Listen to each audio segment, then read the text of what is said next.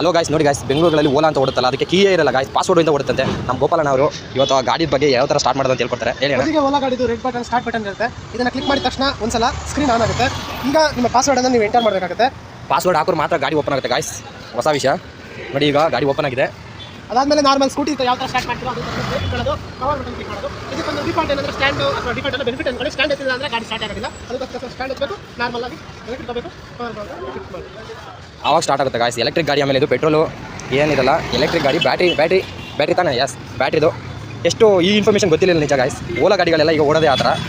Only first ಏನು ಮಾಡಬೇಕು, ಅದು ಪವರ್ ಬಟನ್ ಒತ್ತಬೇಕು, ಆಗ ಅಲ್ಲಿ ಪಾಸ್ವರ್ಡ್ ಬರುತ್ತೆ, ಪಾಸ್ವರ್ಡ್ ಹಾಕಬೇಕು. ಆ ನಂತರ ಅದನ್ನು ಬ್ರೇಕ್ ಇಟ್ಕೊಂಡು ಪವರ್ ಬಟನ್ ಒತ್ತಬೇಕು. ಎಷ್ಟು ಸ್ಟ್ಯಾಂಡ್ ತೆಗಿಬೇಕು, ಸ್ಟ್ಯಾಂಡ್ ತೆಗೆದರೆ ಸ್ಟಾರ್ಟ್ ಆಗಲ್ಲಂತೆ. ಇದು ಹೊಸ ವಿಷಯ, ತುಂಬ ಜನ ಗೊತ್ತಾಗಲಿ ಮಾಡಿ ವಿಡಿಯೋ ಮಾಡಿದೆ. ನಮ್ಮ ಗೋಪಾಲನಿಗೆ ಒಂದು ಥ್ಯಾಂಕ್ಸ್ ಹೇಳೋಣ. ಹಿಂದೆ ನೋಡಿದ್ದೆ. ತಗೊಳಕ್ಕೆ ಮುಂಚೆ ನೀವು ಭಾಳಷ್ಟು ಯೋಚನೆ ಮಾಡಬೇಕಾಗುತ್ತೆ. ಮತ್ತು ಯಾರು ಓಡ್ತಾ ಇದ್ದೀರಾ ಅಥವಾ ನೀವೇನಾದರೂ ಫೀಲ್ಡ್ ಚಾರ್ಜ್ ಇದು ಬ್ಯಾಟ್ರಿನ, ಇದು ಚಾರ್ಜಿಂಗ್ ಬ್ಯಾಟ್ರಿ ಅಂದರೆ ಇನ್ಬಿಲ್ಟ್ ಬ್ಯಾಟ್ರಿ ಇರುತ್ತೆ ಇದಕ್ಕೆ. ಇದಕ್ಕೆ ರಿಮೂವಲ್ ಬ್ಯಾಟ್ರಿ ಯಾವುದೇ ಥರ ಇರೋದಿಲ್ಲ. ನೀವು ಸ್ವಿಚ್ ಆಫ್ ಮಾಡಬೇಕಾಗುತ್ತೆ. ಇದೆ ಅನ್ಕೋತೀನಿ. ಪಾಸ್ವರ್ಡ್ ಎತ್ತಿದ್ಮೇಲೆ ಗಾಡಿ ಸ್ಟಾರ್ಟ್ ಮಾಡ್ಕೋಬೇಕು. ಬ್ರೇಕ್ ಇದ್ರು ಇದು ಎಷ್ಟೇ ಇದ್ರು ಸ್ಟಾರ್ಟೇ ಆಗಲ್ಲ ಗಾಡಿ. ಇದು